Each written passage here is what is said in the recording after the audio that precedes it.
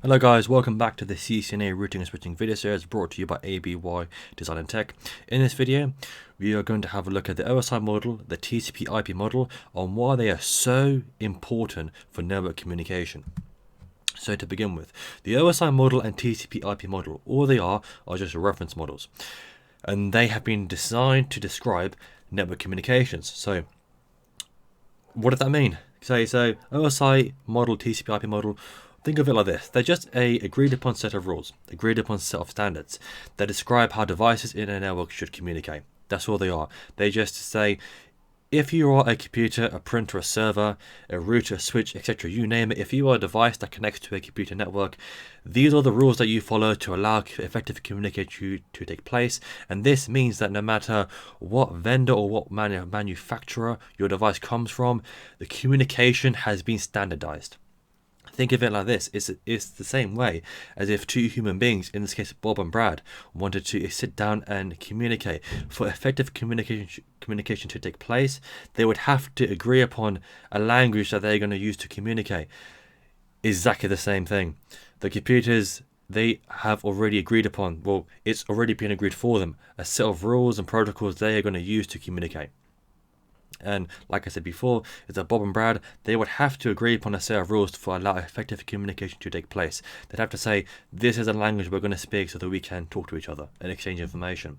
So the OSI model and TCP/IP model, they consist of a set of layers, and essentially every layer, or each layer, would add more information to that data, or more information to that piece of data, so that we can get that data from point A to point B, so we can allow communication.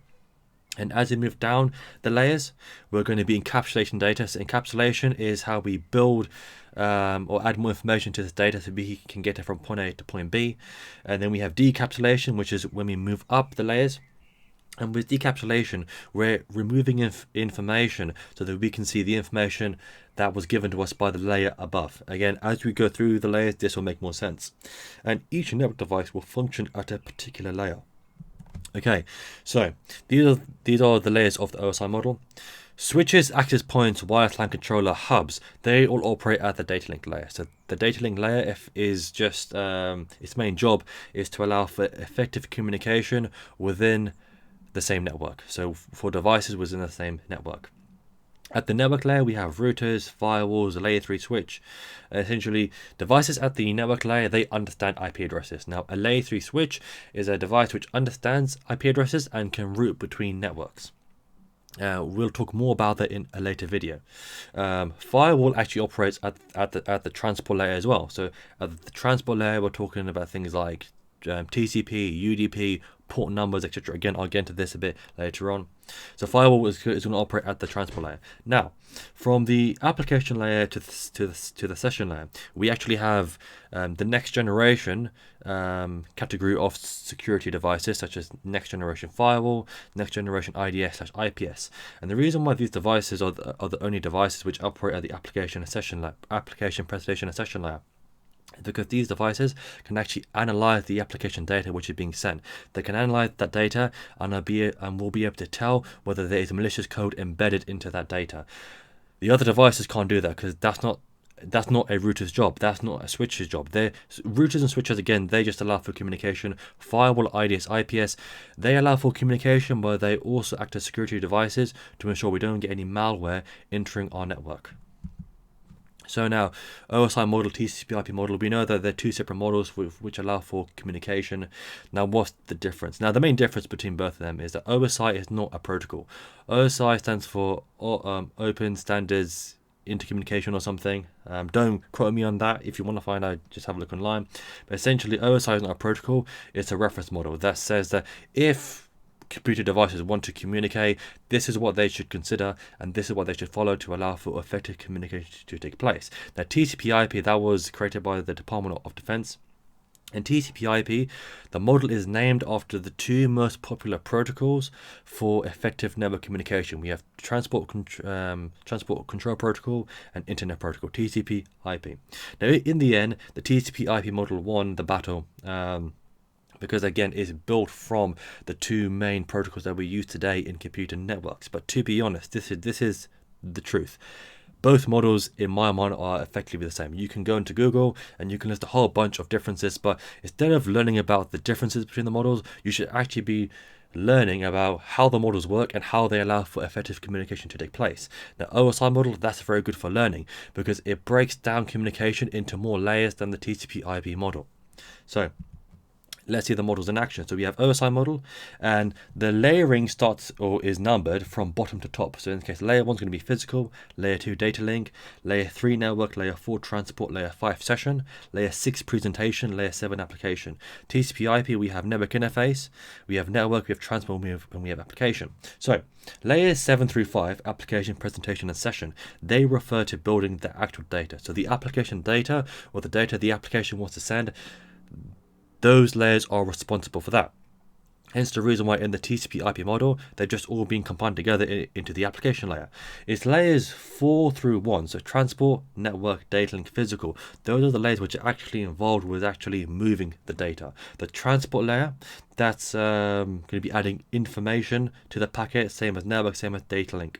Now physical, that layer is the actual physical transmission of the data. So putting that data onto an Ethernet cable and sending it over the wire as bits, or sending it an RF signal.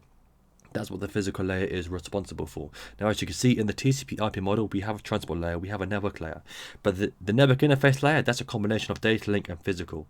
So essentially combines both of them. The reason being, the most popular data link protocol, Ethernet, defines not only how to communicate over an Ethernet network, but also defines the physical cabling standards and how to actually take that data, put it onto a cable, and transmit it. Hence the reason why network interface is a combination of physical and data link.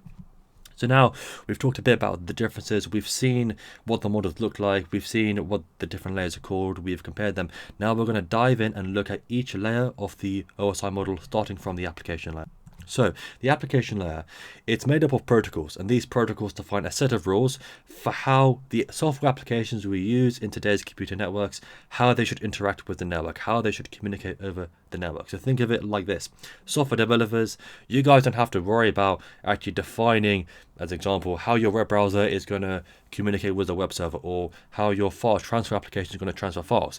The reason being, because there are already protocols defined and designed for those functions. So example, we have HTTP, which is Hypertext Transfer Protocol. That's a protocol which defines how we can use a web browser to communicate with the web server and retrieve web pages. FTP, File Transfer Protocol. Again, that's a protocol which defines a set of rules that computers should follow to send and retrieve web files. No, sorry, not web files, just to send and retrieve files. So it could be any type of file. DHCP, Dynamic Host Configuration Protocol. That's a protocol to define how computers can obtain IP addresses automatically. And because these protocols are already defined, when we create, let's say I wanted to create a DHCP application, I create the application, I create the user interface, I just use the predefined set of rules, the predefined DHCP protocol to define how the application is going to work in the backend. It's literally as simple as that. And the application layer, that's responsible for creating the raw data that we want to send. An example, a HTTP GET request, which is used to retrieve a web page from a web server, or a file retrieval request. Okay, and so just to hammer home, application layer is not the software applications we're talking about here, it's the protocols that define how specific applications should interact with the network. Now we move further down to layer 6, which is the presentation layer. Then in the presentation layer, the main objective of that layer, of the presentation layer, is to take that raw data and format it into a way, or format it into, let's say, a language that the application we're speaking to on the other end can understand. Now, it's important to realize that different computers from different manufacturers and different vendors are going to use different encoding methods. Essentially, we need to have a standardized format that all computers will understand, and that's what the presentation layer is responsible for. We're formatting that data into a format, into a language that is standardized and that all computers can understand, and formatting it into a language that the application on the receiving host can understand. Then a presentation layer is also responsible for encryption and decrypting data. So encryption is going to be changing that data so no hacker can read that data whilst it's in transit. Decryption is going to be the process of decrypting the data back from ciphertext to normal text so that we can actually read it. It's also responsible for data compression. The data compression is exactly the same as taking a folder and making it into a zip folder.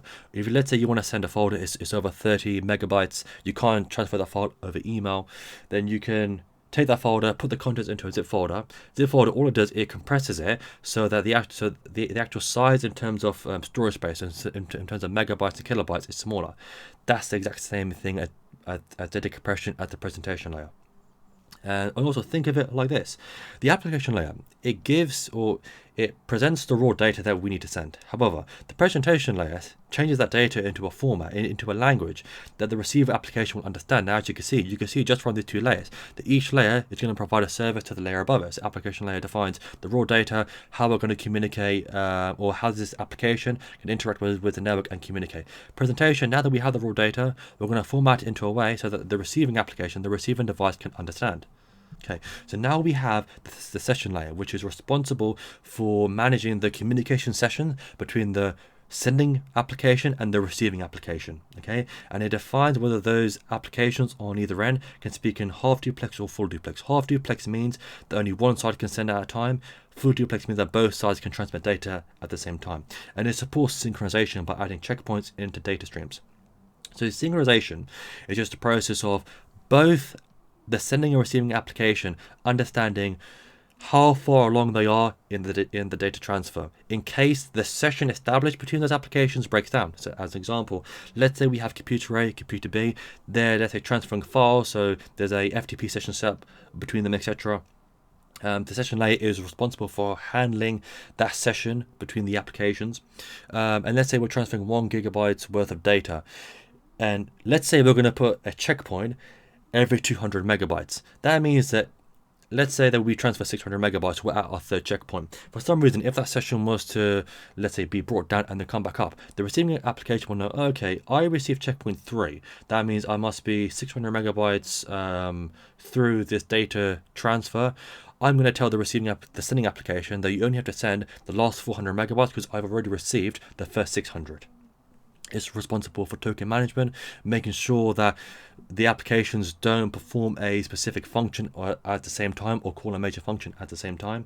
An example of a protocol that exists at the session layer is NetBIOS. So NetBIOS is just used to manage communications between applications that are connected to the same network. Now, as a network engineer, layers 5 through 7 are done by the application and operating system. Now, that doesn't mean that we don't troubleshoot at layers 5 through 7. Again, one of the things I forgot to mention is that as a network engineer for troubleshooting, understand the OSI model will give you a massive upper hand when it comes to troubleshooting. If you understand how computers communicate, it will make it so much easier to troubleshoot. Trust me, and that is from personal experience. Now, layers 4 through 1, they are going to be dealing with the actual getting that data ready for transmission and then transmitting that data. So it's going to be, now that we have this data, let's add information to it so that data can travel from point A to point B. Now, the next layer we've got is, this is layer 4, this is the transport layer. The transport layer is how we're going to send data. Reliable, TCP, or unreliable. Now, I know what you're thinking, it's a no-brainer to go for the reliable option, but to be fair, it depends on what your goal is. Now, TCP, Transmission Control Protocol, is better for data applications. TCP support things such as the retransmission of data, support things such as synchronization. So the way TCP works, just very quickly, is with TCP, the two computers are going to establish a TCP connection. Think of this as like a TCP session between each other. Okay, and we have computer A and computer B. Every piece of data or every packet that computer A sends, computer B has to acknowledge receipt of that packet. Okay, and the same, and vice versa. Every packet or piece of data computer B sends, computer A has to acknowledge receipt of that data.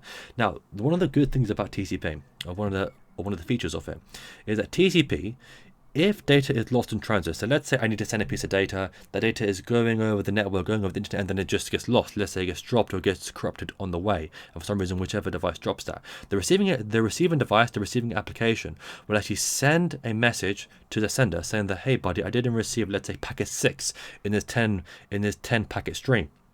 That means that the sender is going to then resend that piece of data, resend that packet. Now, UDP, which stands for User Datagram Protocol, is used for real-time applications. So with UDP, it adds a smaller header onto the packet or onto the data, which means that the actual size of this, the actual overall size of this information we're sending, the data we're sending, isn't going to be too large. But one thing about UDP, the way that UDP works, it sends the data, but it doesn't care if the data gets there. So, as an example, so imagine that Bob wants to give a book to Brad. The way that TCP would work is that Bob would go over to Brad, give the book, Brad would acknowledge receipt of that book, and then Bob would turn around and walk off. The way that UDP works is that Bob's just going to launch that book in Brad's direction, hope it gets there, and turns around and then walks off. So with UDP, it sends that data and is hoping that data will get there. Now UDP is very good for real-time applications. So as an example, video streaming, voice streaming. And the reason why is because if a piece of data, or let's say a packet, dropped 5 minutes ago in a video stream, we don't need that data to be resent. Video real-time applications all about the present. So if we get data which has dropped, let's say 5 minutes ago, yes, it's going to impact the video call, or let's say the voice call, but there isn't any point at sending that data at a later time, because it's just going to mess up and confuse the communication which is taking place. And the transport layer will use something called port numbers. So as an analogy, the port numbers, once your data gets to the receiving device or the destination device, the port numbers just say to what software application to send this data to. As an example, let's say that Bob and Brad want to communicate over a network. Now Brad is running web browser, file transfer application, email application, you name it. When Bob sends the information to Brad, he's going to define what we call, so we have a source port number and a destination port number, the application that this data was sent from, and the application that this data is going to.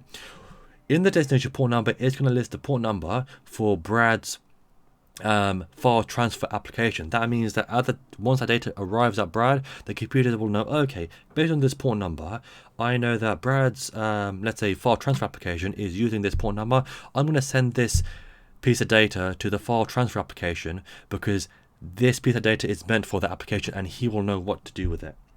Now the transport layer also defines the maximum amount of data that we can send at one time, and is used for sequence numbers for reorganizing data. So again, that's a feature of TCP. It uses sequence numbers, so that if the data arrives, let's say out of order, the receiving application can then, or the receiving device can then reorganize the data into the correct data stream. And by maximum amount of size, maximum amount of data, think of it like this, is that the application layer is going to be feeding you a stream of data, okay, a stream of data. What the transport layer does is that it breaks up that stream of data into chunks of a certain size. So we're not going to be sending, let's say, one piece, like one bit. No, we're going to be breaking up that stream of data which is being sent to us from the application presentation session layer, or sent to us from the actual application, into chunks of a predefined size, and we're going to send those chunks of data one at a time. And transport layer is responsible for establishing a TCP connection between the two computers. Now let's move on to the network layer. So the network layer defines where this data is going to end to end. So the transport layer, that defines, okay, once the data has got there, this is the application this data is going to. The network layer defines where is the data going to end to end? What is the ultimate source and the final destination for this data? And the network layer, it focuses on logical grouping of devices through IP addresses.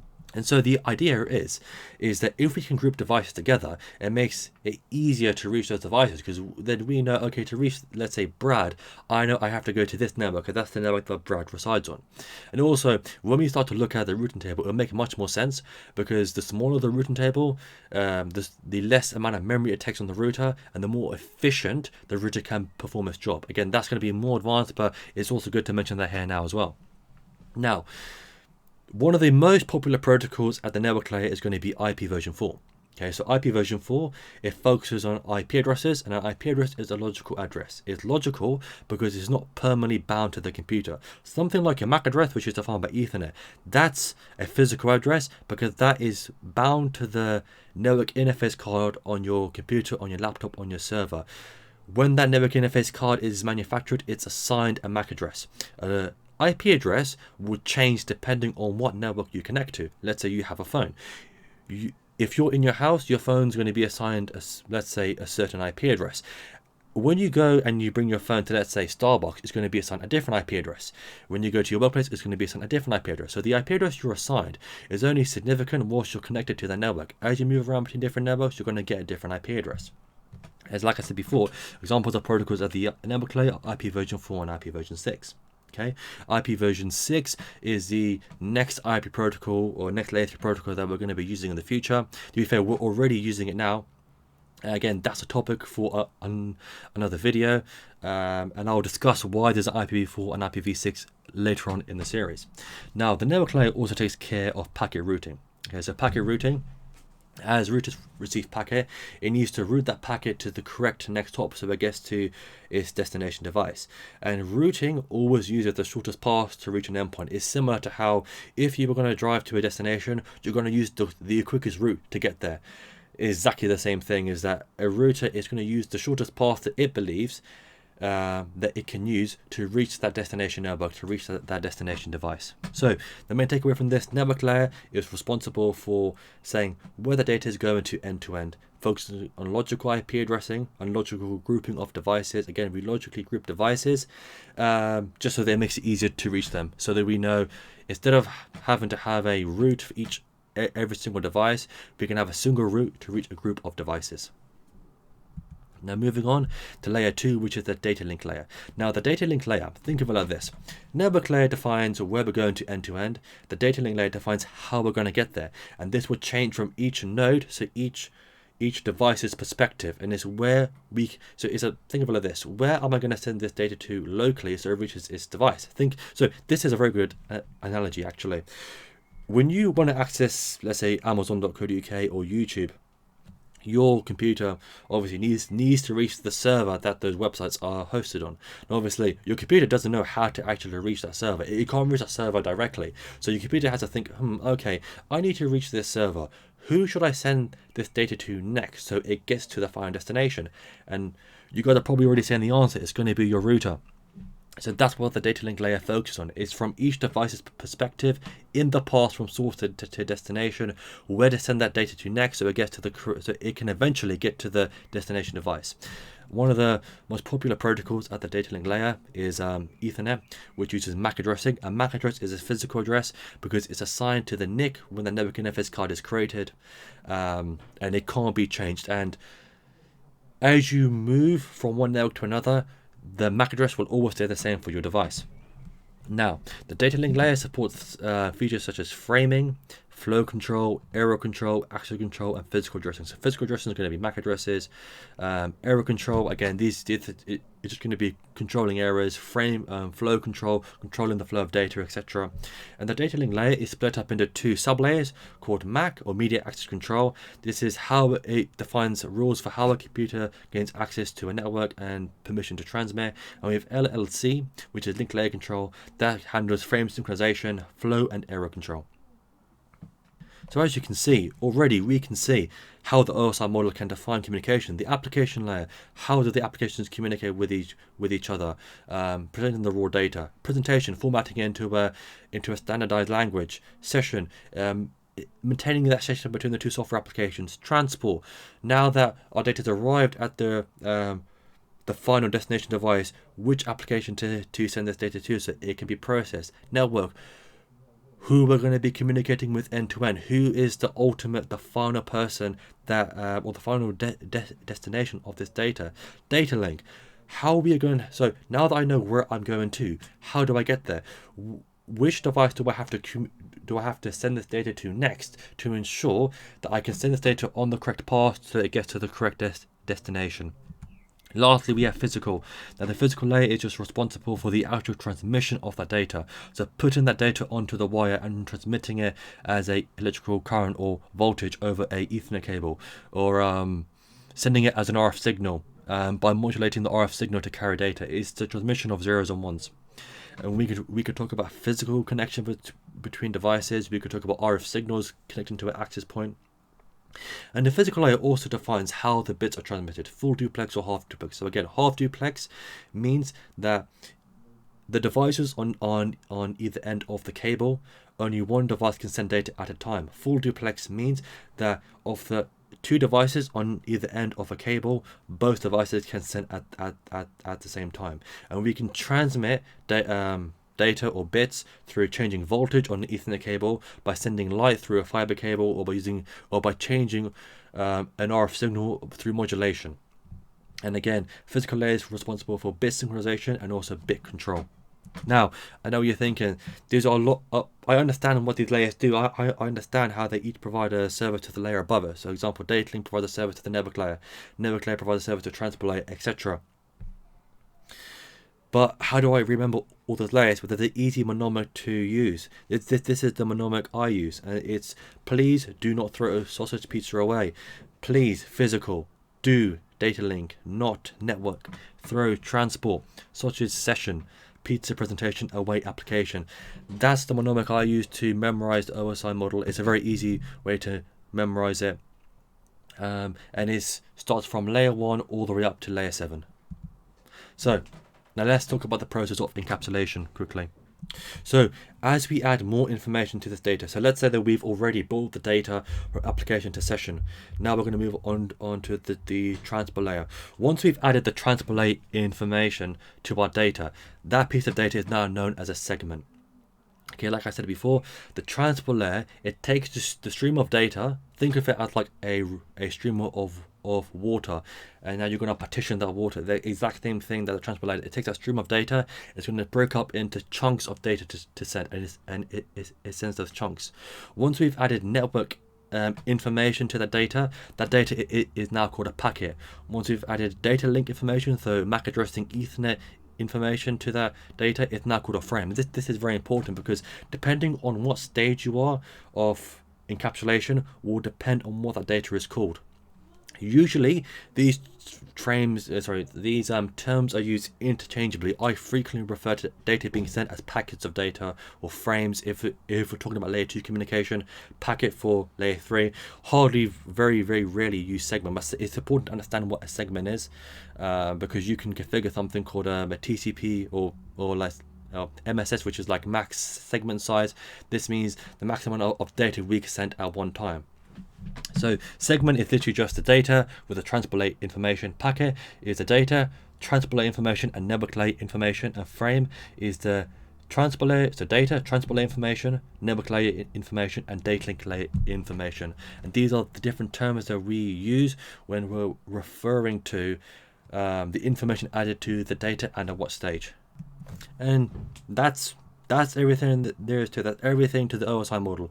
As you can see, once you've actually broken it down, it's not too difficult to understand that we need to have some sort of reference model, some model to define how devices should communicate. We boom through every single layer. I've shown you a way to easily memorize those layers. Now, the videos which are going to be following up this particular video, we're going to be diving into the most important protocols defined by the OSI model. So we'll be diving into the application layer protocols, we'll be diving into the network layer protocols, so IP, Ethernet, TCP, and UDP. So please join me for those videos as well. Like I always say, please share this video with anybody you know so that we can get free high quality IT training to the masses. Thank you very much.